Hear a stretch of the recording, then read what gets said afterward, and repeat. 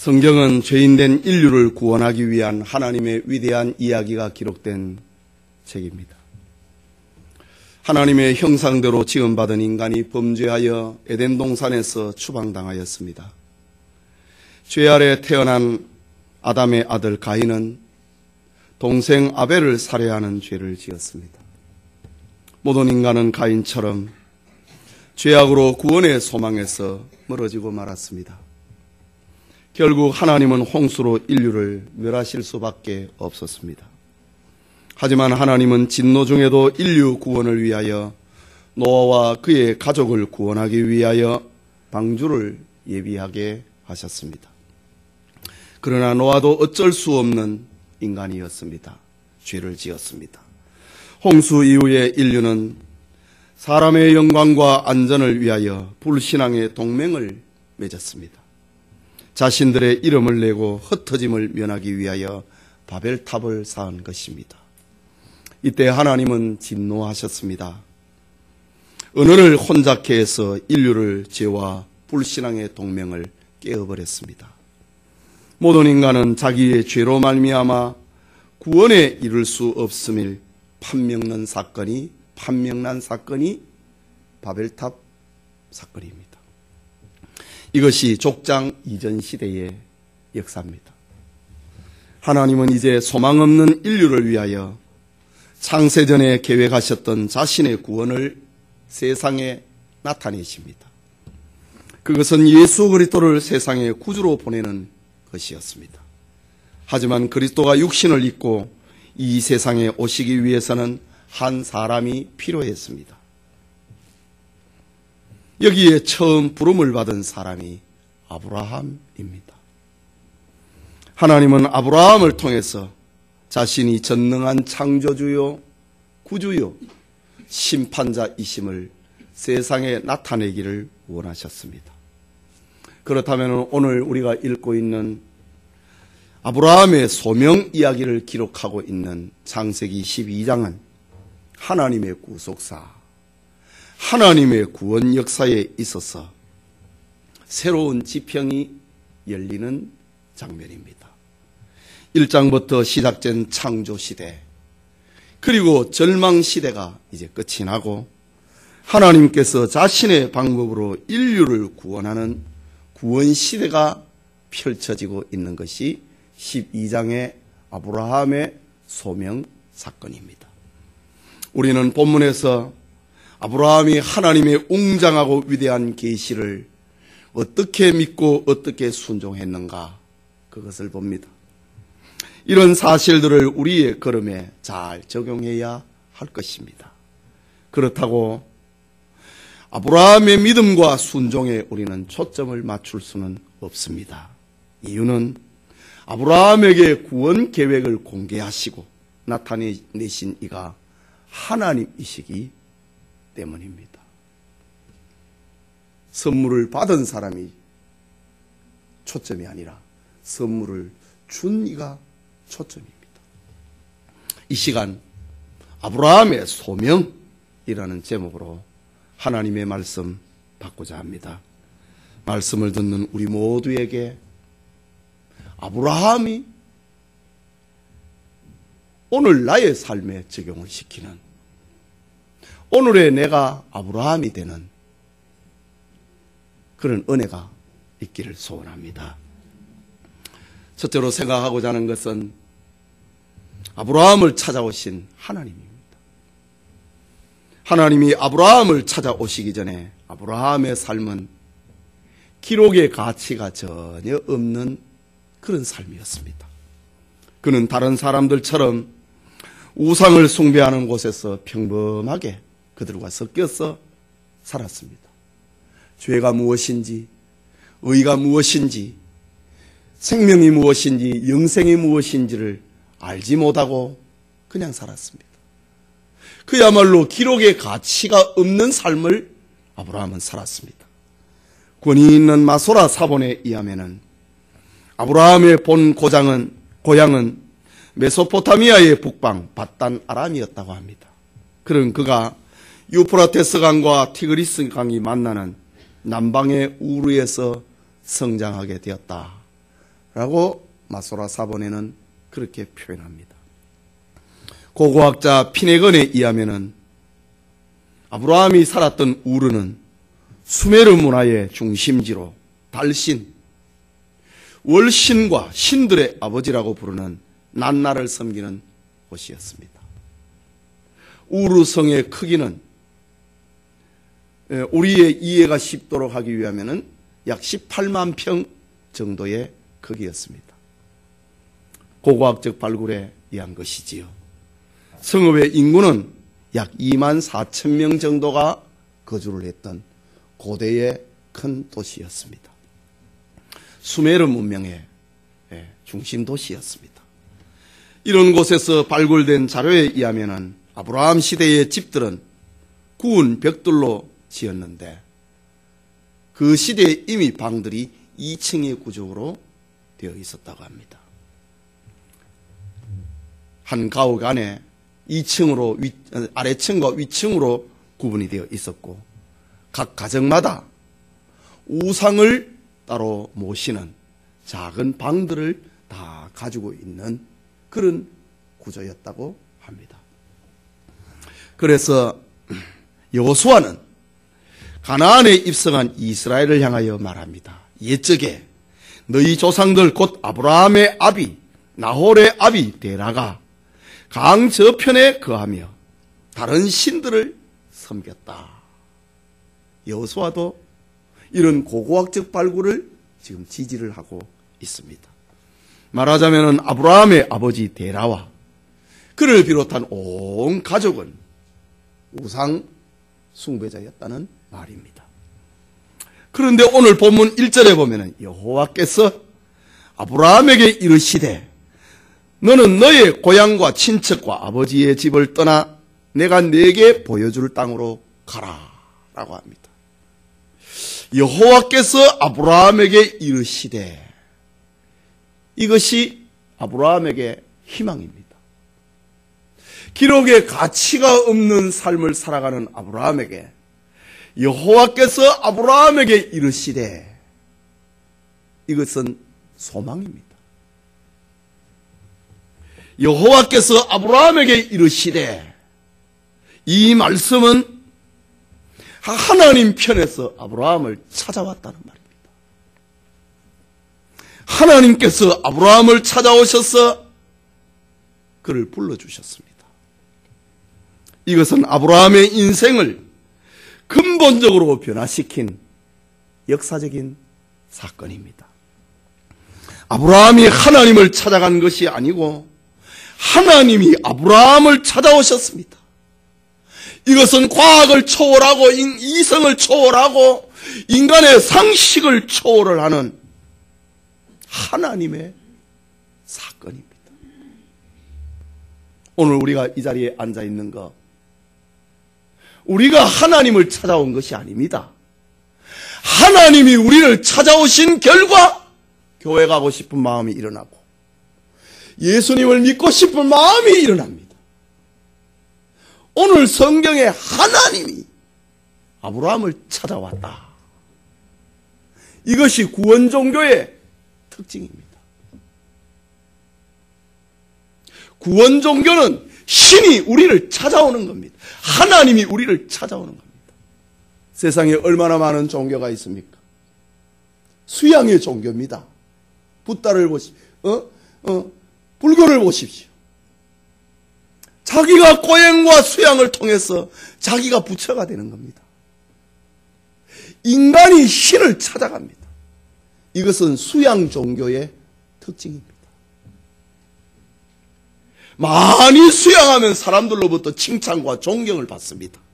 그래서 공자가 존경을 받고 소크라테스가 존경을 받고 붓다가 존경을 받습니다. 그러나 그거는 수양의 종교입니다. 구원 종교 아닙니다. 구원 종교는 사람이 신을 찾아가는 것이 아니라 하나님이 사람을 찾아온 것입니다. 오늘 성경에도 하나님 여호와께서 아브라함에게 이르시되 라고 합니다. 하나님이 그 아들 예수를 통하여 죄인된 우리를 찾아오셨습니다. 요한복음 3장 16절에 하나님이 세상을 이처럼 사랑하사 독생자를 주셨으니, 이것이 구원종교 기독교의 특징입니다. 삭개오가 주님을 찾은 것이 아니라 예수님이 여리고에 삭개오를 찾아오셔서 그의 이름을 불러주었습니다. 거라사의 미치광이가 주님을 찾아간 것이 아니고 주님께서 갈릴리 바다를 가르시고 광인을 찾아왔습니다. 베드로가 주님을 찾아온 것이 아니고 주님이 베드로에게 찾아오셔서 나를 따르라고 말씀하셨습니다. 예수님이 말씀하셨지요. 너희가 나를 택한 것이 아니요 내가 너희를 택하여 세웠다 라고 말합니다. 여러분, 이 자리에 앉아있는 우리 오늘의 아브라함입니다. 내가 하나님을 찾아간 것이 아니라 하나님이 우리를 찾아왔습니다. 그 결과 우리는 지금 교회당에 앉아 있습니다. 찬송을 부릅니다. 감사합니다. 오늘날에도 하나님이 우리를 찾아오시고 우리를 부르신다는 말입니다. 우리의 가문에서, 혈통에서, 직업에서, 학벌에서, 세상이라고 하는 큰 덩어리에서 하나님이 우리를 찾아오셔서 거기서 떼내서 너는 성도다, 세상과 구별된 성도다 라고 불러주십니다. 좀 더 구체적으로 말을 하자면은 하나님이 사탄에게 있는 우리를, 사탄에게 소속되어 있는 한 사람 한 사람을 떼어내서 그리스도인으로 불러주십니다. 하나님은 우상에 둘러싸여 가치 없는 생애를 살아가고 있는 우리를 찾아오셨다 라는 사실입니다. 이것이 오늘의 내가 아브라함이 되는 은혜입니다. 그렇다고 하나님이 우리를 찾아오시면, 우리를 불러주시면 우리가 다른 사람보다, 이웃 주민들보다 더 훌륭한 생애를 살고 더 도덕적인 삶을 살고 더 칭찬받을 삶을 살아갈 것 같아서 우리를 찾아온 것이 아닙니다. 아브라함처럼 가치 없는 생애를 산다 이거죠. 우리가 다른 사람보다 하나님을 더 잘 믿을 것 같으니까 우리의 가능성을 보고 하나님이 우리를 찾아오시고 불러오신 거 아닙니다. 아브라함에게 그랬던 것처럼 세상에 둘러붙어 갖고 살아가고 있는 이들을, 가치 없는 삶을 살아가고 있는 우리를 빈부노소에 관계없이 하나님이 우리를 찾아와서 하나님의 자녀 삼으신 것입니다. 여기에 앉은 우리 모두는 아브라함처럼 하나님의 찾아오심을 받은 사람입니다. 믿으시기 바랍니다. 깨닫는 은혜가 있기를 바랍니다. 둘째로 아브라함을 부르신 목적입니다. 우리가 누구의 집을 방문한다, 어떤 친구를 만난다, 한참 이야기하다 보면은 내가 오늘 여기 왜 왔지? 내가 지금 뭐 하고 있는 거야? 이런 시험에 들 때가 있습니다.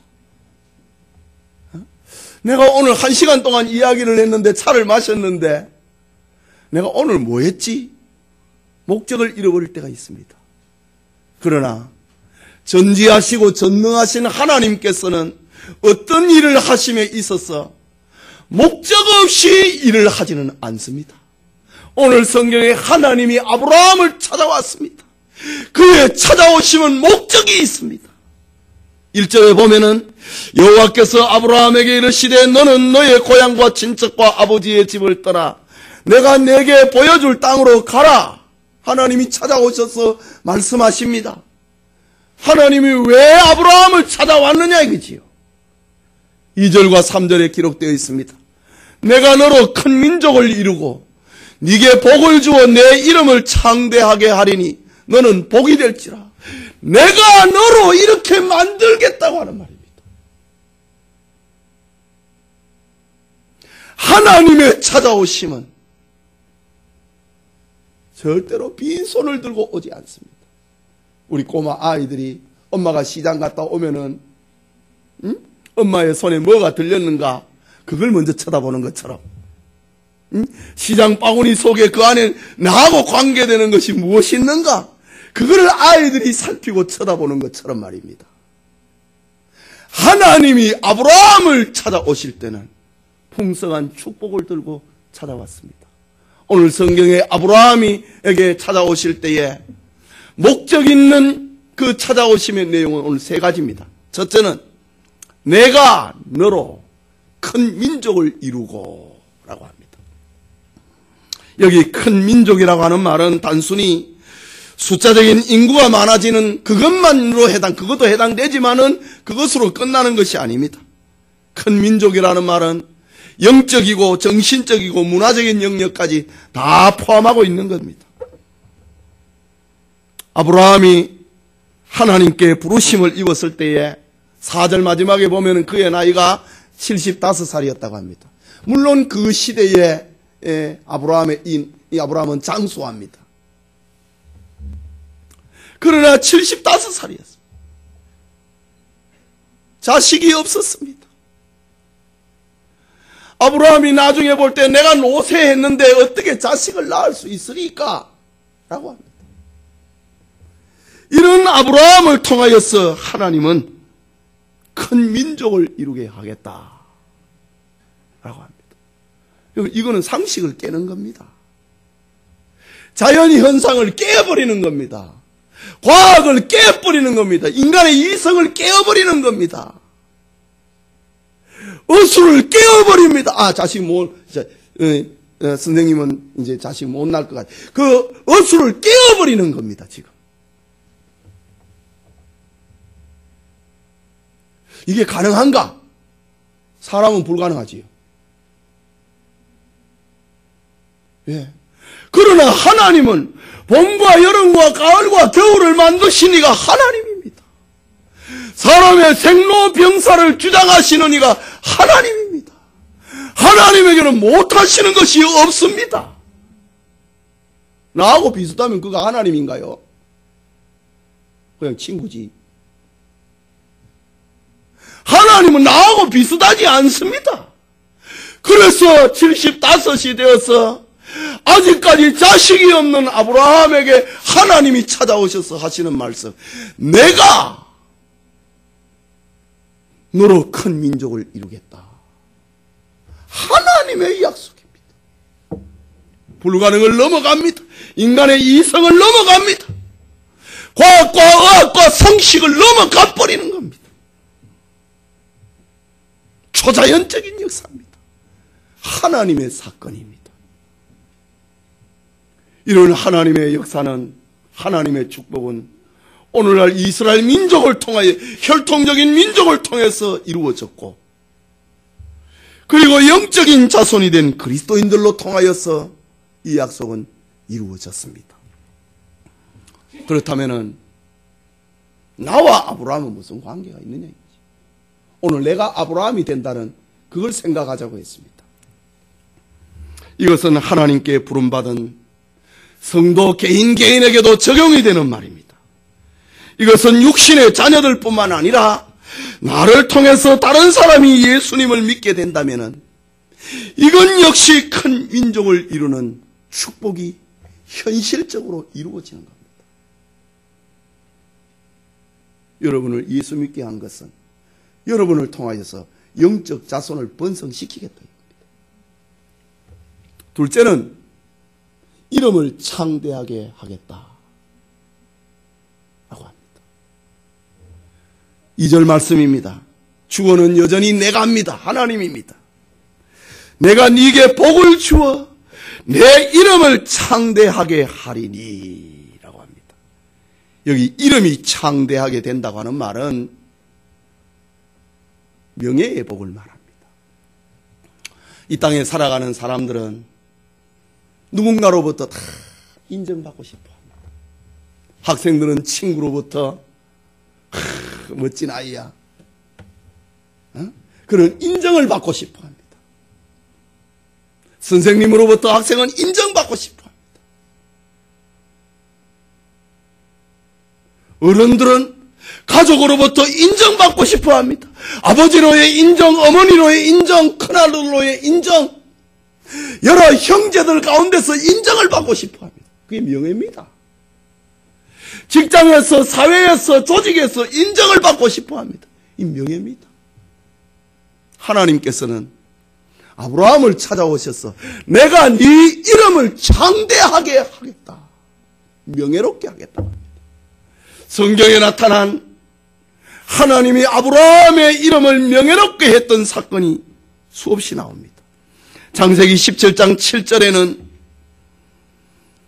아브라함의 이름을 창대하게 하심을 내가 너로 열국의 아비가 되게 하겠다고 했습니다. 열국, 세상 수많은 나라의 아버지가 되게 하겠다. 오늘날 보십시오. 동서남북 지구촌 수많은 나라에서 예수 믿는 사람들이 있습니다. 예수 믿는 사람들이 성경을 볼 때마다 아브라함을 가리켜 믿음의 조상이라고 부릅니다. 열국의 아비가 되었다. 한 민족의 아버지 정도가 아니고 열국의 아비가 되었다. 창세기 20장 7절에는 하나님의 선지자라고 불렀습니다. 아브라함을. 선지자가 무엇입니까? 하나님의 메시지를 전달하는 사람. 아브라함의 이름을 하나님의 선지자라고 하는 이름을 붙였습니다. 창세기 23장 6절에는 아브라함을 가리켜 하나님이 세우신 지도자라고 부릅니다. 이것은 이방 나라의 그랄 왕 아비멜렉이 아브라함을 찾아와서 하는 말. 당신은 하나님이 세우신 지도자입니다. 아브라함이 얻은 명예입니다. 시편 105편 5절에는 하나님의 종이라고 합니다. 하나님의 일을 심부름을 하는 종이란 말이지요. 대단한 영광입니다. 신약 성경 야고보서 2장 23절에는 아브라함을 가리켜 하나님의 벗이었다. 예. 그 사람 친구가 누구냐고 하는 말은 그 사람의 급이 달라집니다. 아브라함은 하나님의 벗이었다. 하나님의 친구였다. 이처럼 아브라함을 하나님께서는 그의 이름을 창대하게 명예롭게 만들어 주셨습니다. 이 모든 것 가운데 아브라함에게 있어서 최고의 명예는 이스라엘의 조상이 되고 그의 자손 가운데서 메시아가 출생을 한다는 명예입니다. 신약 성경을 문을 여는 마태복음 1장 1절에 아브라함과 다윗의 자손 예수 그리스도의 세계라. 이것은 아브라함이 얻은 최고의 명예입니다. 여러분, 아브라함이 얻은 명예의 축복은 구원받은 오늘의 성도들에게도 나타납니다. 적용됩니다. 이게 무슨 말입니까? 나는 누구를 통하여 주님을 알게 되었다. 그 누구는 바로 그의 명예입니다. 나는 누구를 통하여서 주님을 믿었다. 나는 누구를 통하여서 내 믿음이 성장하게 되었다. 그 누구는 성도의 명예입니다. 어제 임직을 하면서 장로, 권사가 됐다. 하나님이 그를 명예롭게 하는 겁니다. 이름을 창대하게 만든 겁니다. 이런 축복이 아브라함에게만 제한되는 게 아니라 오늘 우리에게도 이루어진다는 사실을 믿으시기 바랍니다. 또 세 번째 축복은 복의 근원이 되게 합니다.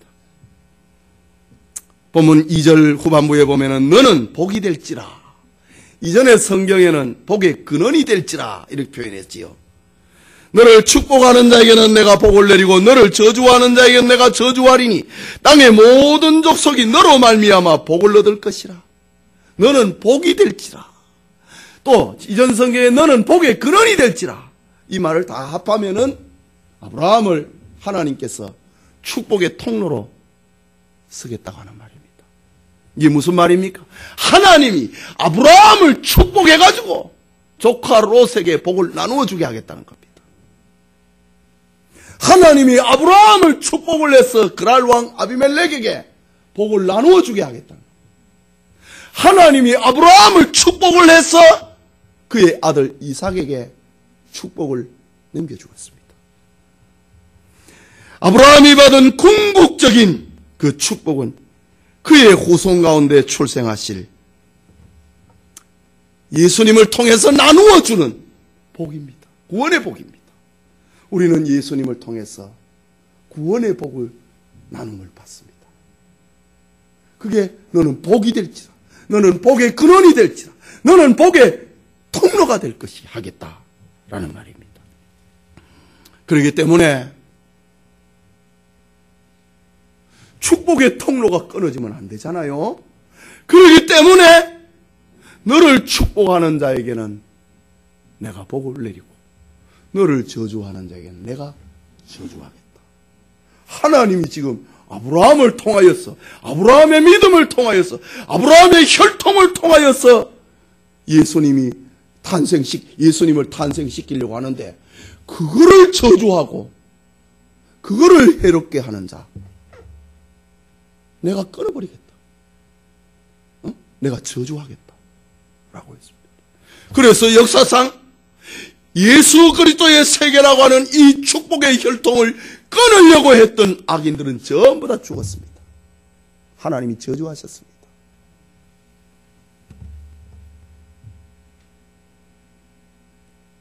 오늘날에도 하나님은 어떤 성도의 건강을 축복해서, 어떤 성도의 시간을 축복하고 재물을 축복을 해서, 신분의 복을 활용을 해서 그의 가족을 먹여 살립니다. 그의 이웃에게 나누어 줍니다. 그리고 그것을 통하여서 구원의 복음을 전합니다. 그것이 바로 오늘의 성도가 축복의 통로가 되는 겁니다. 복의 통로가 되는 축복이 여러분에게 있기를 소원합니다. 마지막으로 하나님의 부르심에 순종하는 아브라함을 봅니다. 4절의 말씀입니다. 같이 읽읍시다. 이에 아브라함이 여호와의 말씀을 따라갔고 롯도 그와 함께 갔으며 아브라함이 하란을 떠날 때에 75세였더라. 여러분, 하나님이 아브라함을 부르셨을 때에 그의 삶은 모든 면에서 변화가 일어나야만 했습니다. 그것은 먼저 자신이 거주하던 고향과 자기와 관계하던 친척과 아버지의 집을 떠나야 되는 겁니다. 교통이 발달되지 않은 시대에 고향과 친척과 친구를 떠나 미지의 세계로 간다고 하는 것은 모험 중에 모험입니다. 그것은 지금까지 살아온 삶의 방식을 다 버려야 되는 겁니다. 모든 보호와 모든 우정과 사랑과 기득권을 포기해야 되는 겁니다. 다 내려놓으라는 말입니다. 사람들은 젊었을 때에는 간혹 모험적인 삶을 살아가려고 도전합니다. 그러다가 중년이 되면은 현실에 안주하고 싶고 변화를 두려워합니다. 내가 지금 이 나이에 사업을 하면 어쩌지? 있는 것도 잃어버리면 어쩌지? 변화를 두려워하는 것이 중년기가 넘어가면 그래야 됩니다. 그런데 지금 아브라함은 중년기를 넘어섰습니다. 그렇지만은 하나님은 아브라함에게 변화를 요구합니다. 떠나라. 내가 보여줄 곳으로 가라. 이것은 아브라함으로 하여금 하나님만을 쳐다보고 하나님만을 목적하고 하나님만을 의지하도록 하기 위함이었습니다. 오늘 성경에 이에 아브라함이 여호와의 말씀을 따라갔고 라고 합니다. 여러분, 이거는 굉장히 중요한 말입니다. 하나님의 찾아오심과 하나님의 부르심 앞에 아브라함이 이때부터 하나님의 말씀을 자기 삶의 기준점으로 삼았다는 말입니다. 하나님의 말씀을 자기 삶의 가치로 여겼다는 말입니다. 말씀을 따라갔다. 여러분의 삶의 가치는 무엇입니까? 직장입니까? 가정입니까? 무엇이 여러분의 삶의 기준이고 가치고 길이고 목적입니까? 건강입니까? 재물입니까? 아브라함은 하나님의 여호와의 말씀을 따라갔다. 하나님의 찾아오신 그날부터 하나님의 말씀을 자기 인생의 길로 여겼다. 자기 인생의 가치로 여겼다. 자기 인생의 목표로 여겼다는 말입니다. 자기 인생에 가야 될 방향으로 여겼다고 하는 그런 말입니다. 히브리서 11장 8절에는 믿음으로 아브라함은 부르심을 받았을 때에 순종하여 장래의 유업으로 받을 땅에 나갈새 갈 바를 알지 못하고 나갔으며 라고 합니다. 여러분, 믿음이 무엇입니까?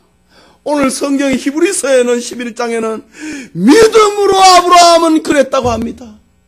여러분, 믿음이 무엇입니까? 믿음은 눈에 안 보이잖아요. 믿음이 무엇입니까? 하나님의 말씀을 내 삶의 기준으로 여기고 하나님의 말씀을 내 삶의 길로 여기고 목적으로 여기는 것, 그게 믿음입니다. 믿어집니까? 하나님의 말씀을 내 삶의 기준점으로 여기는 것, 그게 믿음입니다. 아브라함이 하나님의 말씀을 따라갔다는 것을 좀 더 구체적으로 우리의 삶에 적용을 하면은 그는 세상의 삶의 원리와 방식과 가치를 버렸다는 말입니다. 하나님의 말씀이 기준이 되고 성경을 생활의 원리와 가치와 방법으로 여긴다는 말입니다. 물론 아브라함은 완전하지 못했습니다. 하나님 앞에 부르심을 받고 난 다음에도 세상의 방식이 그에게 들어와 갖고 미혹하고 넘어지도록 만들었습니다. 그래서 아브라함은 때로는 거짓말도 했어요. 자기 아내를 아내가 아이라고 속였어요. 2번이나 그랬어요. 불신앙했어요. 내 나이가 100살이 돼 가는데 무슨 자식 낳느냐? 하나님의 능력을 못 믿었어요. 인내하지 못했어요. 그래서 넘어졌습니다. 그렇지만은 아브라함을 찾아오신 하나님께서 다시금 축복의 약속을 상기시킵니다. 내가 너를 부른 목적을 아느냐? 큰 민족을 이룬다. 네 이름을 창대케 한다. 너로 복이 되게 하겠다. 이 말씀을 되새겨줘갖고 넘어졌다 하더라도 아브라함이 하나님의 말씀이 생각이 나서 털고 다시 일어나고 말씀을 쫓아가도록 따라가도록 만들었습니다. 하나님이 그렇게 하신 것입니다. 여러분, 오늘날에도 마찬가지입니다. 하나님의 말씀은 우리에게 더 편안하고 더 안락한 삶을 보장하는 것이 아닙니다. 직접 우리의 생활에 적용을 해보십시오. 하나님의 말씀대로 살면은 삶의 폭은 좁아집니다. 넓어지지 아니하고 좁아집니다. 예수님도 말씀하셨지요. 좁은 문으로 들어가라. 넓은 문은 멸망으로 인도하는 일은 넓고 찾는 사람이 많다고 했습니다. 오늘 여러분 교회에 오셨습니다. 어떤 사람은 등산 가자고 할 사람도 있을 겁니다. 아예 여러분들에게 포기해버리고 교회 가도록 놔둔 사람도 있지만 어떤 사람은 등산 가자. 우리 집에 이웃집에 잔치집이 생겼다. 친척에 잔치집이 생겼다. 응? 그런데 나는 교회 가야 돼. 생활이 얼마나 좁아졌습니까? 하나님의 말씀대로 산다고 하는 것은 사탄의 유혹과 미혹과 때로는 핍박까지도 있습니다. 그러나 성도는 아브라함처럼 잠깐 동안의 현재가 아니라 장차 다가올 영원한 미래를 소망하며 미래의 축복을 소망해야 하는 것입니다. 이런 아브라함에게 하나님이 말씀하십니다. 히브리서 6장 14절과 15절에 내가 반드시 너에게 복을 복주고 복주며 너를 번성하게 하고 번성하게 하리라 하셨더니 그가 이같이 오래 참아 약속을 받았느니라. 아브라함은 하나님의 말씀을 따라감으로 약속을 받았다. 민족을 이루고 이름이 창대하게 되고 복이 되는, 축복의 통로가 되는 그런 복을 받았습니다. 그 결과 아브라함은 말씀을 따라가는 사람들, 믿음으로 사는 사람들의 조상이 된 것입니다. 우리 역시 이성적으로, 과학적으로, 상식적으로, 합리적으로, 의학적으로 이해가 안 돼도 아브라함처럼 하나님의 말씀을 따라가면은 하나님의 약속, 위대하신 하나님의 축복을 경험하게 될 것입니다. 성도 여러분, 우리가 하나님을 찾아가는 것이 아니고 아브라함에게 그랬던 것처럼 하나님이 우리를 찾아오십니다. 하나님이 죄인된 우리를 찾아오셨고 하나님이 연약한 우리를, 하나님과 원수된 우리를 찾아오셨습니다. 하나님이 아브라함을 찾아 부르실 때에 내가 너로 큰 민족을 이루고 내 이름을 창대케 하고 너로 복이 될 것이라, 복의 근원이 되게 할 것이라, 이 축복을 가지고 오셨습니다. 이처럼 하나님은 아브라함의 예배를 받으시고 아브라함의 찬양을 받으시고 아브라함의 순종받기를 원하셨던 겁니다. 하나님은 아브라함에게 복을 주고 싶으셨습니다. 하나님이 아브라함에게 복을 주어서 그 축복을 세상에 나누어 주는 통로로 만들고 싶었습니다. 하나님은 아브라함에게 복을 주어서 그의 후손 가운데 메시아 예수 그리스도를 출생시키고 싶었던 것입니다. 하나님의 주권적인 축복입니다. 하지만 아브라함의 생애는 우리처럼 고비고비마다 연약했습니다. 두려워 떨기도 했습니다. 자신의 늙어가는 몸을 보고 죽은 자와 방불에 있는 내가 어떻게 자식을 낳을 수 있으리까? 이렇게 했습니다. 그러나 하나님은 인생의 고비고비마다 하나님의 약속을 되새겨 주므로 아브라함을 다시 말씀을 따라가는 아브라함 되게 만드셨던 것입니다. 아브라함에게 그랬던 것처럼 우리도 성경을 따라가면은 하나님이 복을 주십니다. 예수님께서 말씀하시기를 너희가 내 안에 거하고 내 말이 너희 안에 거하면 무엇이든지 원하는 대로 구하라. 내가 이루리라. 주님이 약속하셨다고요. 예. 우리가 하나님의 말씀을 믿으면 구원을 받고 하나님의 말씀에 따라 순종하면 복을 받습니다. 종교개혁 시대에 오직 하나님의 말씀을 따라 순종하던 사람 루터가 비텐베르그의 시를 걸어갈 때에 사람들은 말을 했습니다. 저기 자기가 얻고자 하는 것은 무엇이나 하나님께 구해서 얻어내는 사람이 걸어가고 있다. 라고 사람들은 루터에게 그런 별명을 붙여주었어요. 루터가 하나님의 말씀을 따라 순종하는 삶을 하나님의 말씀만이 자기의 삶의 기준으로 여기고 가치로 여기고 목적과 방향으로 여길 때에 그렇게 살아갈 때에 그 시대의 사람들은 저기 자기가 얻고자 하는 것은 무엇이나 하나님께 구하여 얻어내는 사람이 걸어가고 있다 라고 말을 했습니다. 하나님의 부르심 앞에 하나님이 주신 축복의 약속 앞에 믿음으로 하나님의 말씀을 순종하는 성도님들 되시길 바랍니다. 우리가 하나님의 말씀을 따라간다. 이것은 우리가 찾아야 될 하나님의 형상입니다. 회복되어야 될 하나님의 형상입니다. 에덴 동산에는 범죄하기 전에는 하나님의 말씀만을 따라갔거든요. 죄가 들어오고 난 다음에 하나님의 말씀이 싫어졌습니다.